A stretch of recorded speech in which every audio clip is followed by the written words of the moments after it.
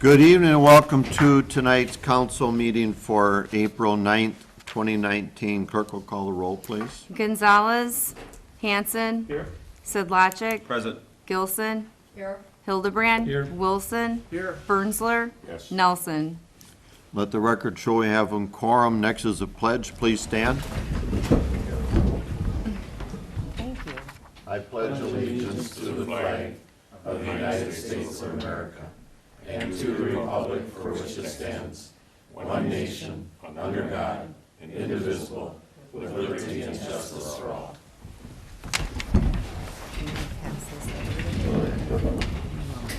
Next item on the agenda this evening is the approval of the consent agenda. The chair will entertain a motion. Motion to approve consent agenda. Second, Alderman Sidlacek.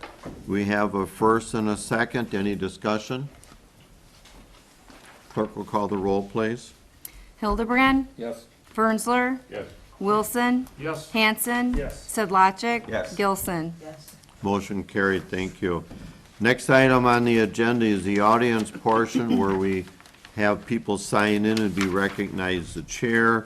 That's where you get to do the talking and we get to do the listening.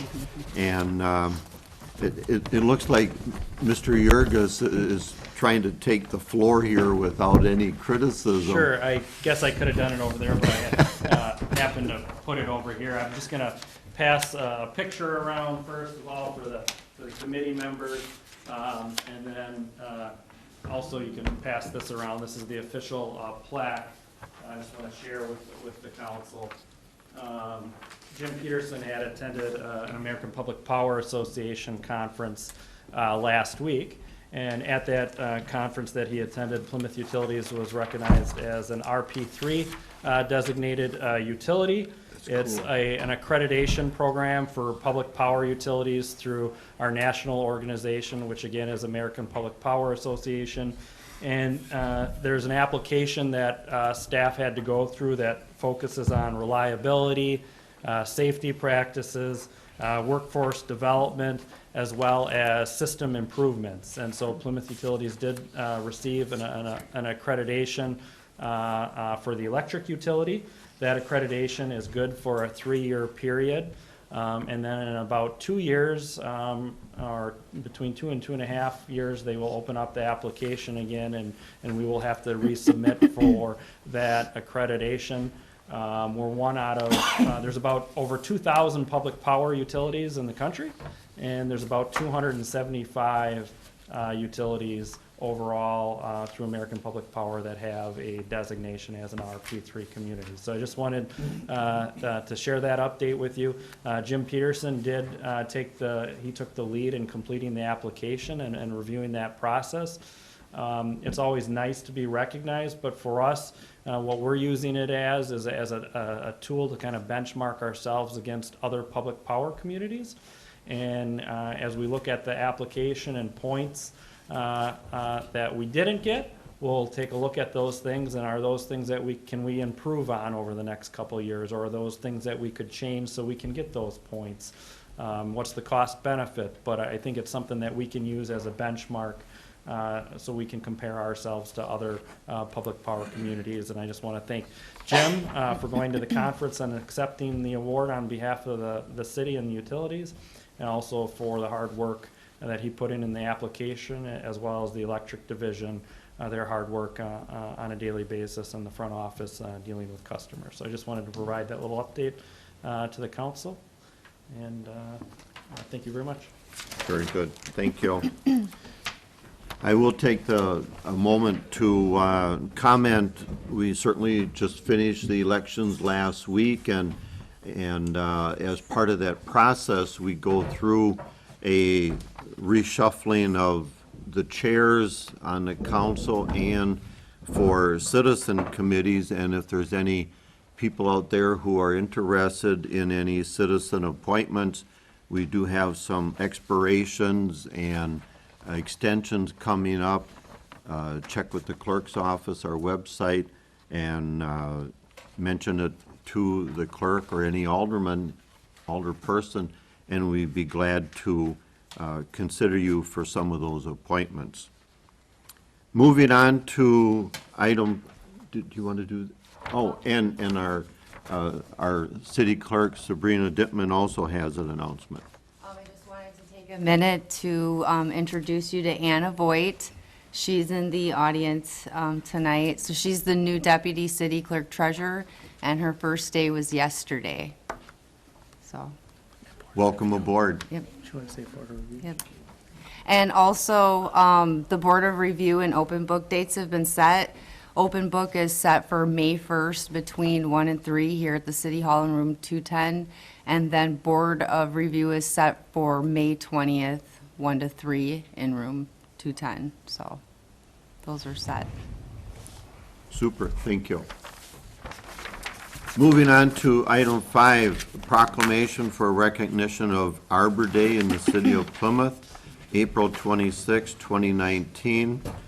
The proclamation is on record in the clerk's office and on the city website. And this, I believe this is our 25th year as a proclamation for Arbor Day. So that certainly is a longstanding record and an achievement. The chair will entertain a motion to approve. So moved. Second. We have a first and a second, all in favor. Oh, before I forget, we also do a activity at St. John Lutheran School to commemorate this, and it's become an annual affair. It was my very first duty as mayor a long time ago, so it's kind of a nice thing, and the kids appreciate it. So with that, we have a first and a second. Any discussion? All in favor, say aye. Aye. Opposed? Motion carried. Thank you. Item 6 is not needed. No items were removed from the consent agenda. Item 7, resolutions. Number 8, a resolution authorizing changes to non-standard metering, NSM, service. I'll ask Administrator Yurgis for explanation, please. Sure. This is something we've talked about at the Finance and Personnel Committee on 2 occasions. And this is also related to another future item that'll come before the council at some point in terms of updates to the PGS 1 and 2 tariffs, which is kind of our distributed generation tariffs for the city of Plymouth. You may recall that we have an opt-out tariff where you pay $25 to have a non-smart meter for Plymouth Utilities, and right now I'm primarily focused on the electric utility discussion. The resolution would authorize a request to the PSC to close the tariff to PGS 1 and 2 customers. Again, that's distributed generation. The NSM tariff would remain open for all other residential customers. Currently, PGS 1 customers are those that have distributed generation systems that are 20 kW or less.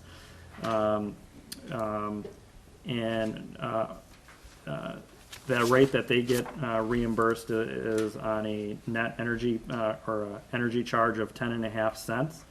If they're on time of day pricing, they get reimbursed 7.5 cents or 6 cents on off peak for excess power. That's kind of how the PGS 1 works. PGS 2, which is systems greater than 20 kW, they get reimbursed the avoided cost, which is basically the wholesale rate from WPPI Energy. In that case, on peak is currently 3.6 cents and off peak is 2.7 cents. In the future, it's likely that the PGS 1 tariff will be amended to be similar to the PGS 2 tariff, in that the reimbursement will not be based on the retail rate, but the avoided cost. And again, that avoided cost is based on the wholesale energy tariff. And in 2020, for informational purposes, our wholesale energy pricing periods are actually changing. That's this sheet here that shows the kind of the pie charts. But there's the wholesale rates are actually going to change to having a super off-peak, an off-peak, and then an on-peak and a super on-peak rate. And that's how we will be charged by WPPI Energy for our wholesale power. And eventually that'll impact the PGS 1 and 2 rates.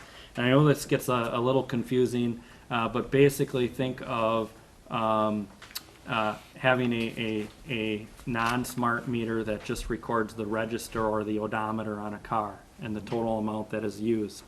Well, with these more robust tariffs on the wholesale side and changes with distributed generation, rates are beginning to change where there's more time of day pricing and more robust pricing mechanisms, and that's important, especially for tariffs that involve distributed generation where they're exporting power back onto the local power grid, and we shouldn't pay more than necessarily what we buy it for. And so those tariffs are looking to be changed. With that, it makes sense to limit and close the NSM tariff to PGS 1 and PGS 2 customers before we have any of those customers on this non-standard metering. Currently, we have 0 customers. If we have a few customers that go on to this and then we change it later, typically those customers are then grandfathered, and then you're tracking 1 or 2 customers for a period of, maybe 10 years.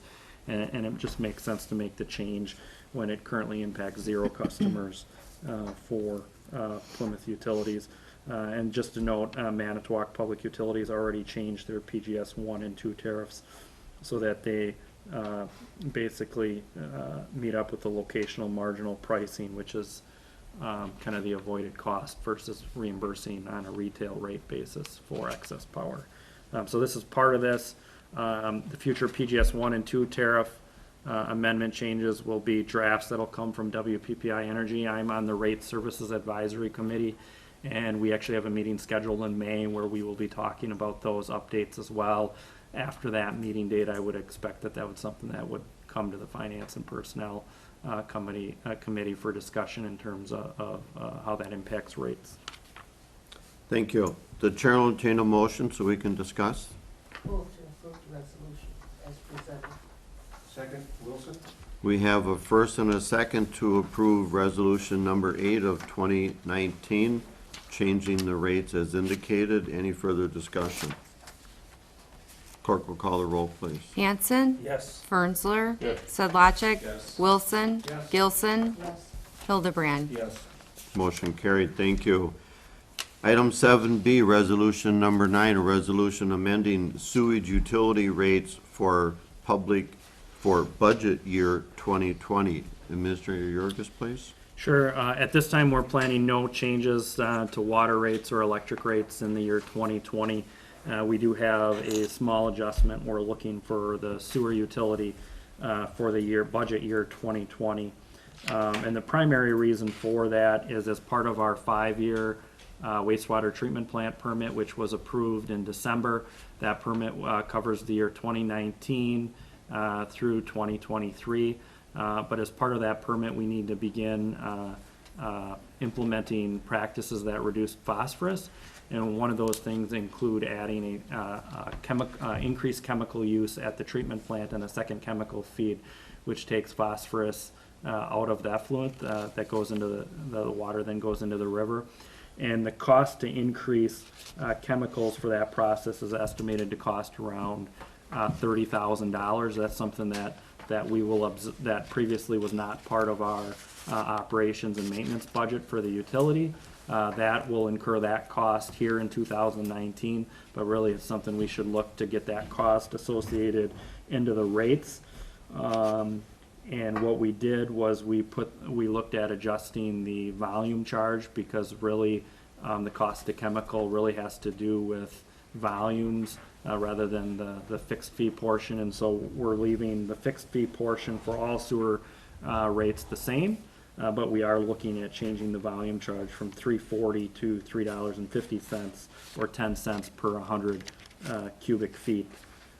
That's approximately a 2.1% increase for an average residential customer, or $8.40 per year. Thank you. The chair will entertain a motion so we can discuss. Move approval of resolution 9, Alder Hanson.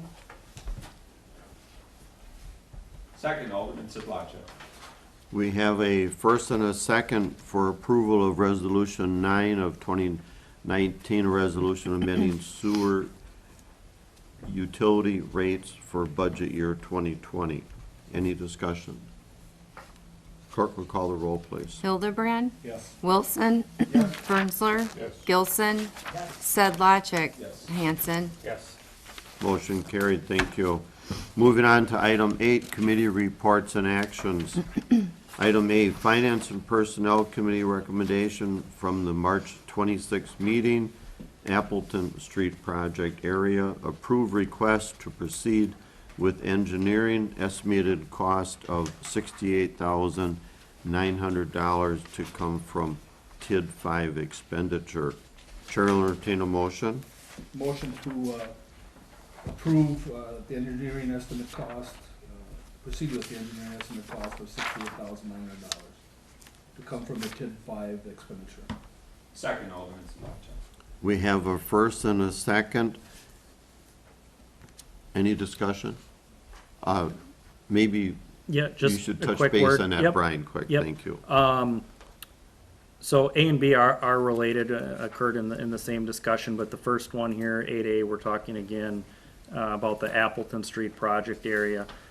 This discussion about looking at our lead services infrastructure plan and planning on what we're looking at doing in 2020 happened at a Public Works and Utilities Committee, and then they recommended to get input from the Finance and Personnel Committee. So it was referred to that committee, and then after discussion on March 26th, that committee recommended approval of both 8A and 8B. Couple reasons or things we're looking at. One is, you may recall, our street projects for this year had one bidder, and that's a little bit unusual in that we typically have multiple firms bidding on our projects. So as an effort to get out earlier, we'd like to design some projects and potentially bid those out in December and hopefully get more bids back when we publicly bid those. The second thing is both these projects, 8A and 8B, are of significant size. And so if we go through the engineering, certain decisions can be made, and that can help us make a better cost estimate for the overall cost of the project, and then that'll help us as we put together our 2020 budget. Now, more specifically, for 8A, it's identified as the Appleton Street project area. Again, that project is identified as a need in the lead services infrastructure. However, the greater need is the road pavement in that area. It is also identified as a tax incremental finance district number 5 project. It appears that the TIF would be able to support a project of significant size, but we also want to make sure that we figure out what a good cost estimate is, and then it would be something that we need to borrow for TID number 5. If the council decides not to borrow and not proceed with the project, the engineering costs can still be paid for through TID number 5. And so that's the request, to authorize the 68.9 to move forward with engineering and for those funds to come from TID number 5. Thank you. The chair will take 8A first and then do B separately. The chair will entertain a motion to approve the request to proceed with engineering at an estimated cost of $68,900 to come from TID 5 expenditure. Right on that. There is a motion on the floor, Oh, Mayor. that's right. My apology. Any further discussion? Clerk will call the roll. Gilson, Yes. Hildebrand, Yes. Hanson, Yes. Bernzler, Yes. Sedlacek, Yes. Wilson. Yes. Motion carried, thank you. Now we'll go to item B, as Brian was explaining, they're related. You want to add anything to item B, Brian? No, just that, again, the kind of the same idea, to go through engineering to get a better cost estimate and help with the 2020 budget. The one thing I note is that it's estimated that 2/3 of the cost would come from Plymouth Utilities for design costs, and then it's estimated that 1/3 would come from the capital improvement plan for the city. So basically 60,000 from the utilities, 30,000 from the city. And there's also a cost estimate, preliminary cost estimate before engineering in your packet. There is the option to make the Smith Street project a smaller project, Elizabeth to Orchard, or all the way to Mill Street. So there's two different sections, but in terms of engineering, it would cover both spans. And then as we put together our 2020 budget, we'll finalize what work we would be doing on Smith Street. Thank you. The chair will entertain a motion to approve. Motion to approve the Smith Street project area, engineering at a cost of $93,300. Second, Ellsworth. We have a first and a second. Any discussion? Clerk will call the roll, please. Wilson, Yes. Sedlacek, Yes. Bernsler, Hanson. Yes. Hildebrand, Yes. Gilson. Yes. Motion carried, thank you. Moving on to item C, Plan Commission Committee recommendation from the April 4th meeting, approved extraterritorial survey map. Pete, you want to give us a quick update on the proposal for the extraterritorial? Yeah, the owner isn't present tonight.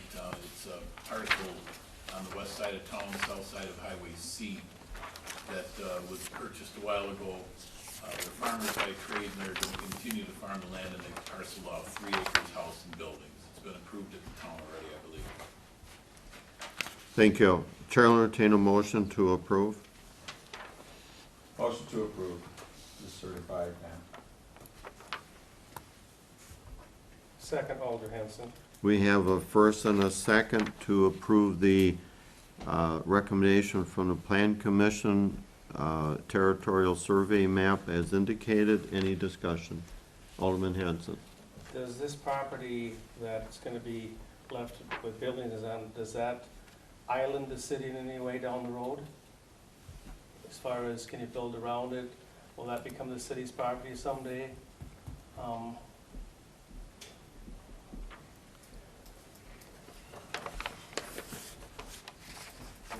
Well, it's not an island Yeah, I was today. gonna say, it's not necessarily an island, because on the south side, the city stops at the Pitts and Auto. But Right. to the east, there's one house that's in the town, then it's Pitts and Auto, and then from there out is all town. We don't have any city properties. Conversely, on the other side of the road, we have that large property, McAvoy's, you know, that's like 7 acres in itself. So it's a little different out there, but that wasn't discussed at the commission, that it would create an island, because it's kind of wrapped around with a farm field, the tillable land, that if the city ever grew there, they could develop that. Because it's all town. Yeah, it's all town, yeah, this was just a division. Because the current owners don't have any interest in the house and buildings, they just want to farm the land. That's about what he said at Plan Commission, yeah.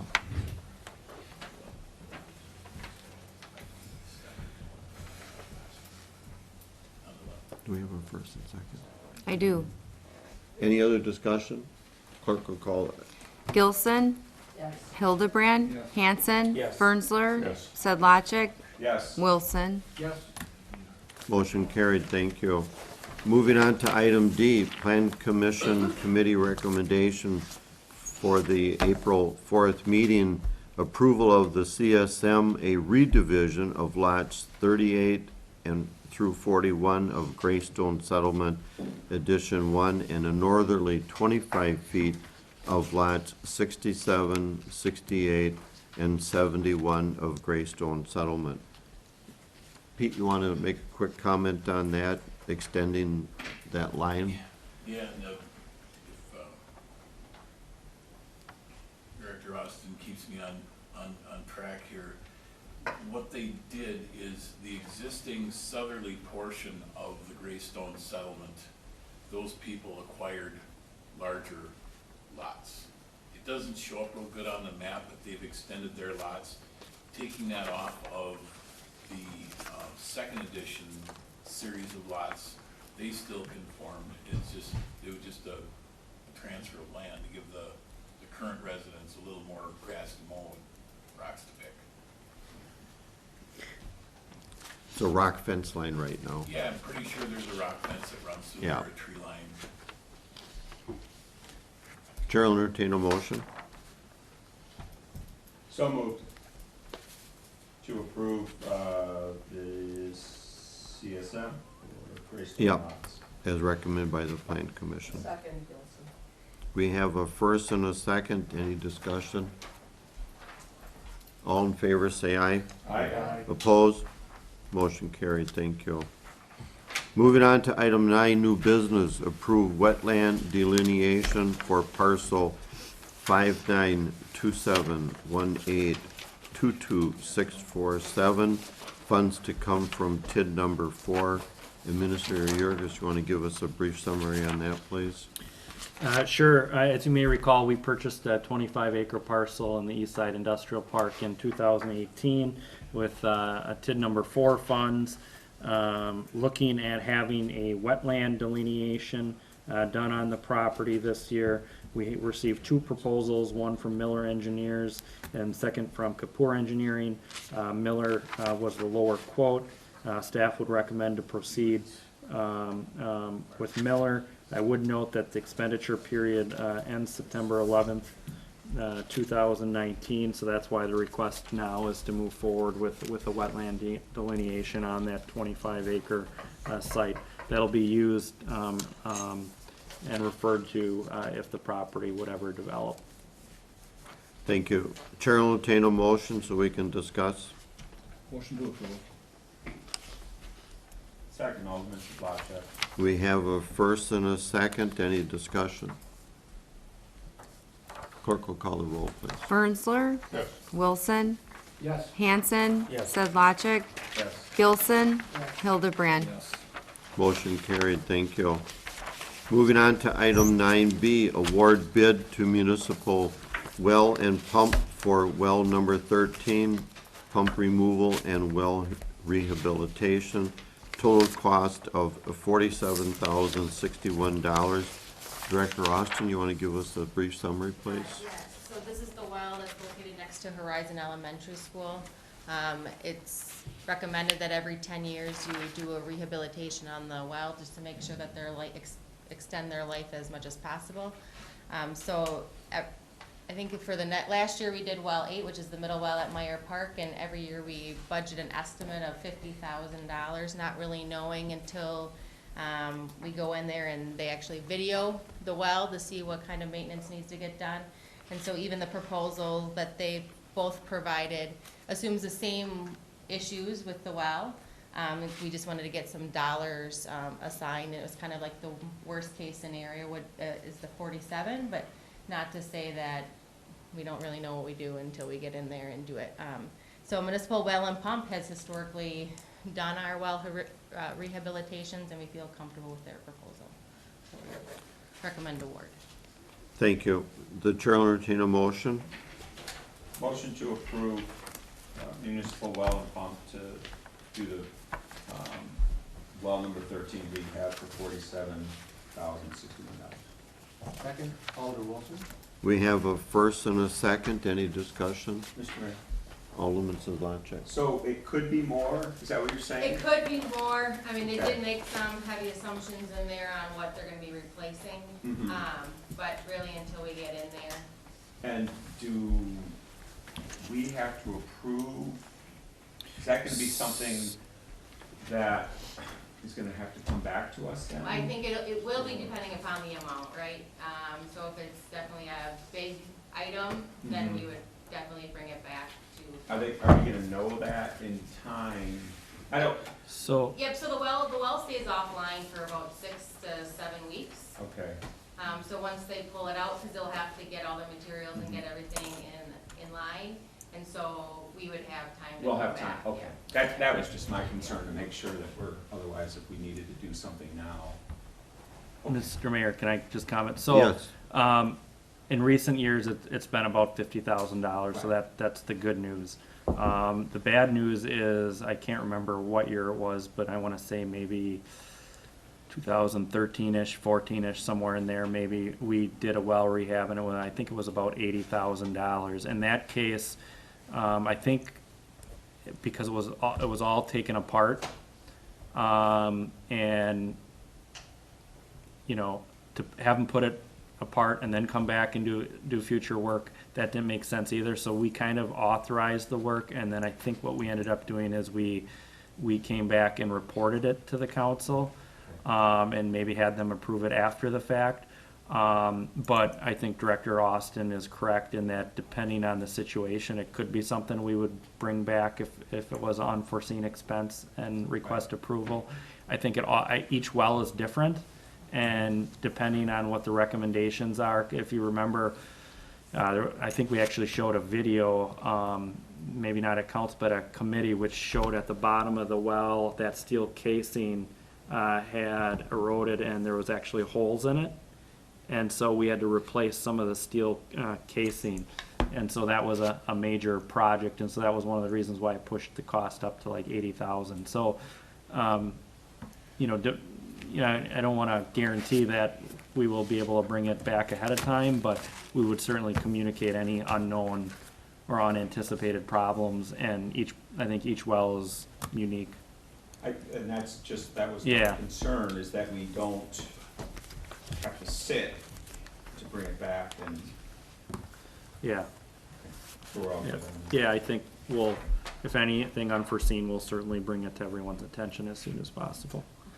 Thank you. Any other questions?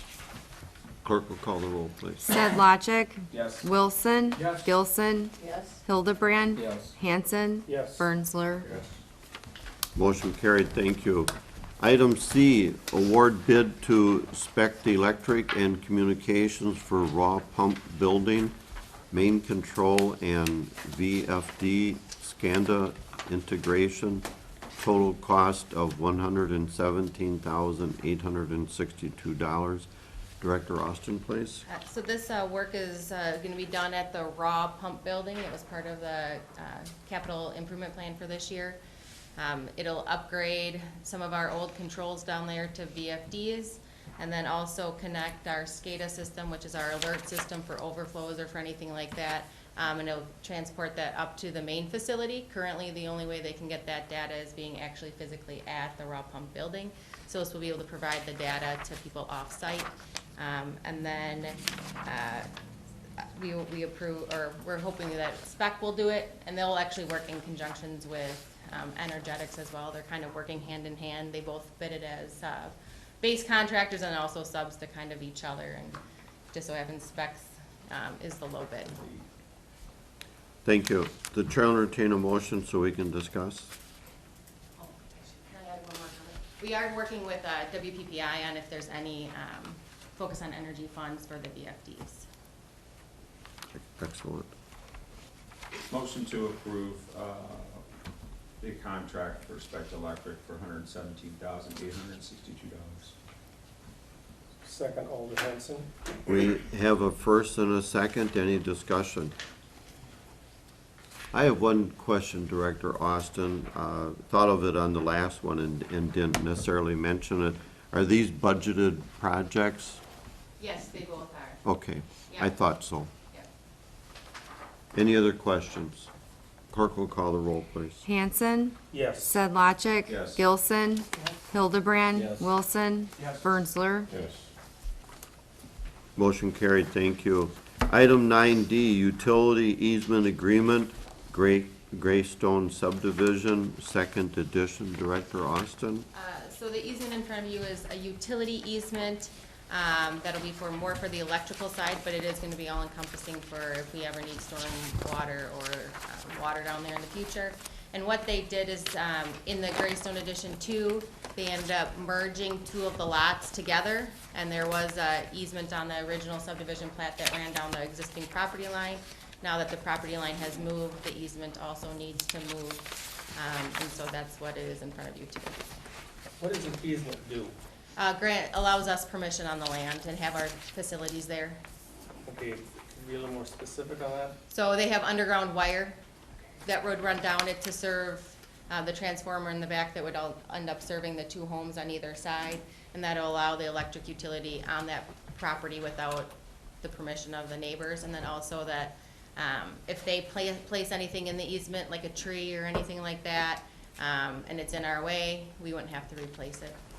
And there's It not a gives us- lot or a home built on that lot at all then? Not yet. They're building one on this lot 4950, which is what this easement is for, moving the lot line. And so they're needing this to be approved so that they can close on that lot.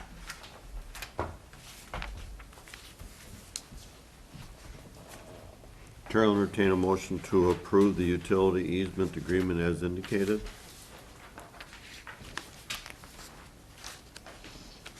Motion to approve. Second, Wilson? We have a first and a second. Any additional questions or comments? Clerk will call the roll, please. Hildebrand, Yes. Birnsler, Yes. Wilson, Yes. Hanson, Yes. Gilson, Yes. Sedlacek. Yes. Motion carried. Chair will entertain a motion to adjourn. Move to adjourn. Second, Wilson? We have a first and a second. All in favor, say aye. Aye. Opposed? We stand adjourned.